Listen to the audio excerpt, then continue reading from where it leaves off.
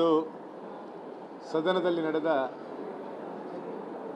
ಈ ಘಟನೆ ನಮ್ಮ ಪೂರ್ತಿ ಕರಾವಳಿಯರಿಗೆ, ಬರೀ ಶಾಸಕರಿಗೆ ಮಾತ್ರ ಅಲ್ಲ, ಪೂರ್ತಿ ಕರಾವಳಿಯವರಿಗೆ ಅತ್ಯಂತ ದುಃಖದ ಮತ್ತು ವಿಷಾದಪಡಿಸುವಂಥ ದಿನವಾಗಿದೆ. ಯಾಕೆಂದರೆ ಇಡೀ ಕರಾವಳಿಯನ್ನು ದ್ವೇಷ ಹಚ್ಚುವವರು ಎಂಬ ಒಂದು ಬಹಳ ದೊಡ್ಡ ಅಪಾದನೆ, ಬೆಂಕಿ ಹಚ್ಚುವವರು ಎಂಬ ದೊಡ್ಡ ಅಪಾದನೆಯನ್ನು ಸದನದಲ್ಲಿ ಒಬ್ಬ ಜವಾಬ್ದಾರಿಯುತ ಸಚಿವ ಭೈರತಿ ಸುರೇಶ್ ಅವರು ನಮ್ಮನ್ನು, ಕರಾವಳಿಯವರನ್ನು ಹೇಳುವಾಗ ನಮಗೆ ನಿಜವಾಗಲೂ, ಯಾಕೆಂದರೆ ಕರಾವಳಿ ಜಿಲ್ಲೆ ಹಲವಾರು ಶತಮಾನಗಳಿಂದ ಒಳ್ಳೆಯ ಸಂಸ್ಕೃತಿಯನ್ನು ಹಿಡ್ಕೊಂಡು ಶ್ರಮಜೀವಿಗಳಾಗಿ ನಮ್ಮದೇ ಆದ ವಿಶೇಷ ಸಂಸ್ಕೃತಿಯಲ್ಲಿ ಕರ್ನಾಟಕಕ್ಕೆ ಬಹಳ ದೊಡ್ಡ ಕೊಡುಗೆಯನ್ನು ಕೊಟ್ಟಂಥ ಯಾವ ಜಿಲ್ಲೆ ಇದ್ದರೆ ಅದು ಪೂರ್ತಿ ಕರಾವಳಿ 3 ಜಿಲ್ಲೆಗಳಂತ ಹೇಳಲಿಕ್ಕೆ ನಾನು ಇಚ್ಛೆ ಪಡ್ತಾ ಇದ್ದೀನಿ.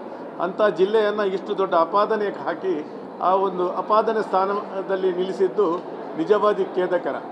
ಅದನ್ನು ನಾವೆಲ್ಲ ಇಡೀ ದಕ್ಷಿಣ ಕನ್ನಡ ಜಿಲ್ಲೆಯ ಜನತೆಯ ಪರವಾಗಿ ಇದನ್ನು ಕರಾವಳಿಯ ಒಟ್ಟು ಕರಾವಳಿ ಜನರ ಪರವಾಗಿ ನಾವೆಲ್ಲ ಖಂಡಿಸ್ತಾ ಇದ್ದೇವೆ. ಅದರ ಜೊತೆಯಾಗಿ ನಮ್ಮವರೇ ಆದ ನಮಗೆ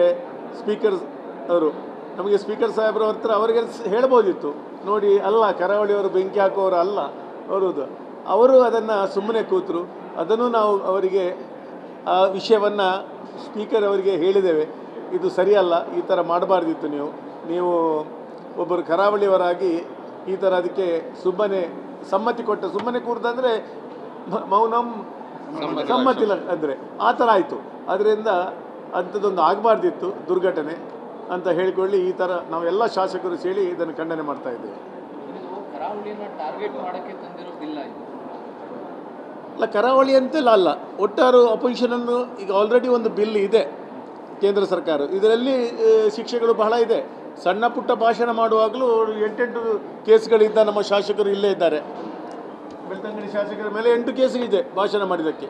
ಭಾಳಷ್ಟು ಎಲ್ಲರ ಶಾಸಕರ ಮೇಲೆ, ನಮ್ಮ ಉತ್ತರ ಶಾಸಕರ ಮೇಲೆ ಎಲ್ಲ ಕೇಸ್ ಇದೆ. ಇಂಥ ಕೇಸುಗಳು ನಡೀತಾ ಇದೆ. ಅದನ್ನು ಹೋರಾಟದ ಮೂಲಕ ನೋಡ್ತಾ ಇದ್ದೇವೆ. ಇದು ವಿಶೇಷವಾಗಿ ಬಿಲ್ ತಂದದ್ದು ಬರೇ ದಕ್ಷಿಣ ಕನ್ನಡ ಜಿಲ್ಲೆ ಅಂತಲ್ಲ, ದಕ್ಷಿಣ ಈಗ ಹಲವಾರು ಈಗ ವರ್ಷಗಳು ನೀವು ನೋಡಿದರೆ ದಕ್ಷಿಣ ಕನ್ನಡದಲ್ಲಿ ಎಲ್ಲಿ ಗಲಾಟೆ ಆಗಿದೆ, ಕೋಮು ಗಲಭೆ ಎಲ್ಲ ಸುತ್ತಲೂ ಆಗಿದೆ, ಬೇರೆ ಬೇರೆ ಜಿಲ್ಲೆಗಳಲ್ಲಿ ಆಗಿದೆ. ದಕ್ಷಿಣ ಕನ್ನಡದಲ್ಲಿ ಎಲ್ಲಿ ಆಗಿದೆ, KJಯಲ್ಲಿ, DJಯಲ್ಲಿ, ಮಂಡ್ಯದಲ್ಲಿ ಎಲ್ಲಿ ಆಗಿಲ್ಲ, ಹುಬ್ಬಳ್ಳಿ ಎಲ್ಲ ಕಡೆ ಆಗಿದೆ.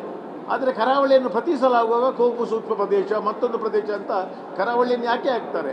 ಕರಾವಳಿ ಇಡೀ ರಾಜ್ಯಕ್ಕೆ ಅತ್ಯಂತ ಹೆಚ್ಚು ರೆವಿನ್ಯೂ ಕೊಡುವ, ಅಂದರೆ ಬೆಂಗಳೂರು ಬಿಟ್ಟರೆ ಅತ್ಯಂತ ಹೆಚ್ಚು ರೆವಿನ್ಯೂ ಕೊಡುವಂಥ ಯಾವುದಾದ್ರೂ ಜಿಲ್ಲೆ ಇದೆ ಅದು 3 ನಮ್ಮ ಕರಾವಳಿ ಜಿಲ್ಲೆಗಳು. ನಾವು ಇಷ್ಟು ದೊಡ್ಡ ರೆವಿನ್ಯೂ ಆದರೆ ಗಲಾಟೆ ಕೋಮುಗಲ ಆದರೂ ಇಷ್ಟು ದೊಡ್ಡ ಅಪವಾದ ನಮ್ಮ ಮೇಲೆ ಹಾಕೋದು ನಿಜವಾಗ್ಲೂ ಒಂದು ಖೇದಕರ. ಇದನ್ನು ನಾವು ಎಲ್ಲರೂ ಸೇರಿ ಪೂರ್ತಿ ಕರಾವಳಿ ಜನತೆ ಇದನ್ನು ಖಂಡಿಸ್ತಾ ಇದೆ.